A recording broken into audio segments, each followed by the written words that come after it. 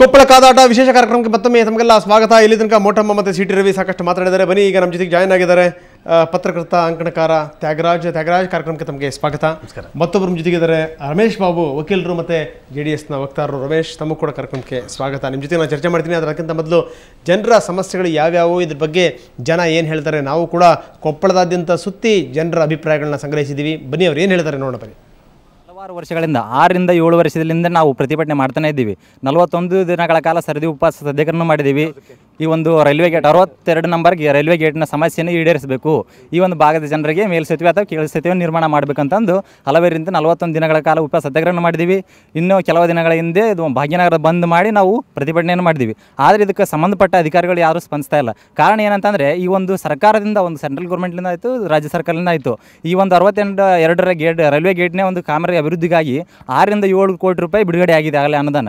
ಆದರೆ ಈ ಒಂದು ನಡುಕ ರಾಜಕೀಯ ಇಚ್ಛಾಶಕ್ತಿಗಳನ್ನುಬಹುದು ಏನು ಇದು ಸಂಬಂಧಪಟ್ಟ ಅಧಿಕಾರಿಗಳು ಈ ಒಂದು ಕೂಡಲೇ ಒಂದು ಕಾಮಗಾರಿ ಪ್ರಾರಂಭ ಮಾಡಬೇಕು. ಹಲವಾರು ವರ್ಷಗಳಿಂದ 6 ರಿಂದ 7 ವರ್ಷದಿಂದ ನಾವು ಇಲೆಕ್ಷನ್ ಬಂದಾಗೆಲ್ಲ ಓಡಾಡ್ತಾರ ಮಾಡ್ತಾರ. ಮತ್ತು ಇದು ರೇಷನ್ ಕಾರ್ಡ್ ಇಲ್ಲ, ಮನಿ ಇದ್ದರಿಗೆ ಮನಿದು ಅದು ನಂಬರ್ ಇದ್ದರಿಗೆ ಅಷ್ಟೇ ರೇಷನ್ ಕಾರ್ಡ್ ಕೊಡ್ತೀವಿ, ಹಂಗೆ ಹಿಂಗೆ ಅಂತ ಹೇಳ್ತಾರೆ. ಮತ್ತು BPL ಕಾರ್ಡ್ ಇಲ್ಲ ನಮ್ಗೆ. ನಾವು ಇನ್ನೆಲ್ಲ ಸ್ಕೂಲಲ್ಲೆಲ್ಲ ಓದಬೇಕಾದ್ರೆ BPL ಕಾರ್ಡ ಕೇಳ್ತಾರೆ. ಇವ್ರಿಗೆಲ್ಲ ಇಲೆಕ್ಷನ್ ನಿಂತ ನಾವು ಕೇಳ್ತೀವಿ, ಇಲ್ಲ ಮಾಡಿಕೊಡ್ತೀವಮ್ಮ ಮಾಡ್ತೀವಿ ಅಂತಾರೆ. ಕುಡಿಯೋ ನೀರು ಸತಿ ಇಲ್ಲ, 2 ಕಿಲೋಮೀಟ್ರ್ 3 ಕಿಲೋಮೀಟ್ರ್ ಹೋಗ್ಬೇಕು. ಅದರಲ್ಲಿ ನಮ್ಗೆ ಹೆಣ್ಮಕ್ಳಿಗೆ ಶೌಚಾಲಯನೇ ಇಲ್ಲ. ನಾವು ಎಲ್ಲಿ ಅಂತ ಹೋಗ್ಬೇಕು? ಹೆಣ್ಮಕ್ಳೆಲ್ಲ ನಮಗೇನು ಮಾನ ಮರದಿಲ್ವಾ? ಅವ್ರಿಗೇನು ಮಾಡಿಸ್ಕೊಡೋಕ್ಕಿದಿಲ್ವಾ? ಈ ನೀರ್ಲಿಂದನೇ ಎಲ್ಲ ಕಷ್ಟ ಅನುಭವಿಸ್ತೀರಿ.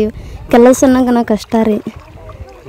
ಎಲ್ಲ ಇಲ್ಲಿಂದನ ಮುಂದೆ ಊರಿಗೆ ಹೋಗ್ಬೇಕ್ರಿ. ಊರಾಗ ಏನೇ ಕೆಲಸನೇ ಇಲ್ರಿ. ಏನು ಮಾಡ್ಬೇಕ್ರಿ? ನಾವು ಬಡವ್ರು ದುಡ್ಕೊಂಡು ತಿನ್ನತನ ದಾರಿ ಇಲ್ಲ. ಇಲ್ಲಿ ನೋಡ್ರಿ, ಇದು ಹಳ್ಳದಾಗ ತಡ ಐತನ ದಾರಿ ಇಲ್ಲ. ಮತ್ತು ಏನು ಮಾಡ್ಬೇಕ್ರಿ?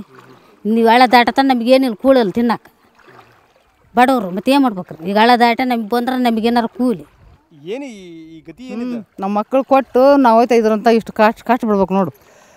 ಅದ್ರ ಸಂಬಂಧ ನಾವು ಬರೋದ ಬಿಟ್ಬಿಟ್ಟಿವಿ, ಊರಿಗೆ ಬರೋದು ಬಿಟ್ಬಿಟ್ಟಿವಿ. ಮಕ್ಕಳು ಜೀವನ ನಡೆಸಿರ ಅವರಲ್ಲಿ ಬರೋದು, ಅವರಲ್ಲಿ ಹೋಗೋದು. ನಾವು ಕಾಣ್ದಾರ ಕಿವಿಕೆದಾರ ಹಿಂಗೆ ಇಂಥಲ್ಲಿ ಬಂದು ನಿನ್ನ ನೋಡಿ ಮಳೆಯ ತೋರಿಸ್ಕೊಂತ ಬಂದಿ ನೋಡ್ರಿ.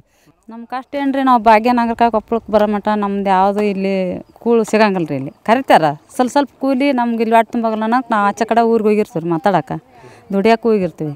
ನಮಗೆ ಹೊಳ್ಳಿ ಬರ್ಬೇಕಾದ್ರೆ ಇದು ಹಾಳು ಏನೈತೆ ರೀ, ನಮ್ಗೆ ಕುತ್ತಿಗೆ ಬಂದು ಎಲ್ಲಾರ ಇಲ್ಲ ಹಾದಾಗ ಬಿದ್ದು ಸಾಯ್ಬೇಕು ಅಂದು ಇಲ್ಲಕ್ಕೆ ಏನೈತಿ ಸುತ್ತಿಟ್ಟು ಬರ್ಬೇಕು ರೀ ನಾವು. ಇದು ಟ್ಯಾಂಕ್ ಬೀಳಾಗಿದೆ ನೋಡಿ ಸರ್.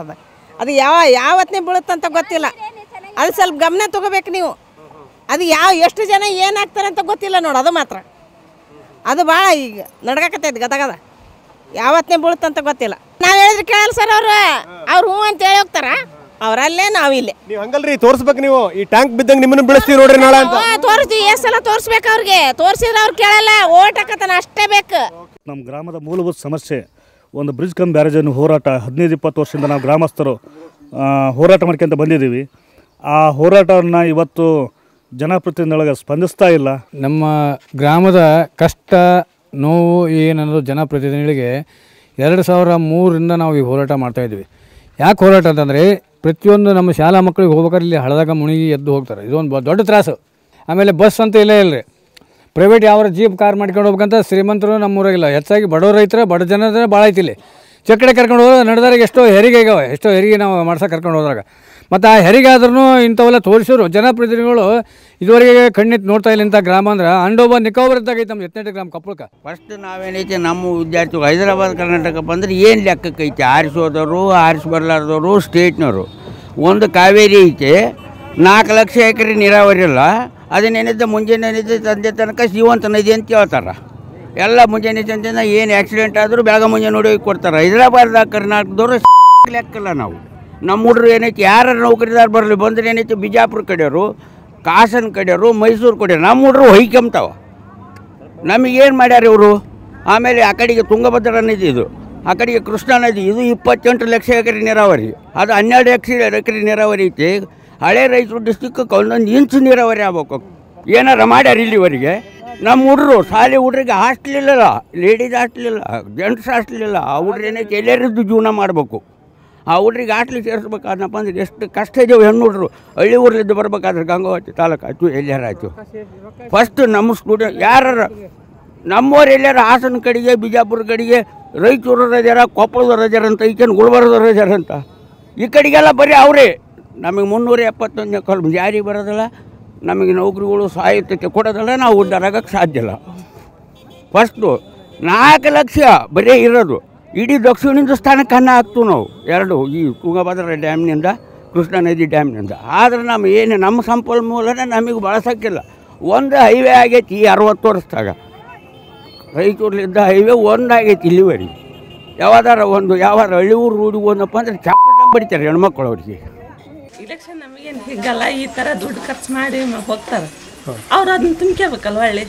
ಹೌದಲ್ಲ, ನಿಜ ಸತ್ಯ. ರೈತರಿಗೆ ಏನೈತ್ರಿ ಲಾಭ? ಚಲೋ ಹೇಳಿದ್ರು. ಎಲ್ಲರ ತಲೆ ಮ್ಯಾಗ ತರ್ತಾರೆ ಅವರು. ಅಸಲು ಎಲ್ಲರೂ ರಾಜಕೀಯ ಸತ್ತು ಬಿಡೋಕಂತೀನಿ ನಾನು. ಯಾರು ಸಾಚಿ ಅದಾರೆ? ಹೌದಲ್ಲ, ಕುಮಾರಸ್ವಾಮಿ ತಿಂದಂತ ಯಡಿಯೂರಪ್ಪ ತಿಂದಂತ ಸಿದ್ದರಾಮಯ್ಯ, ಆಗ ಎಲ್ಲರೂ ತಿಂತಿರ್ತಾರೆ.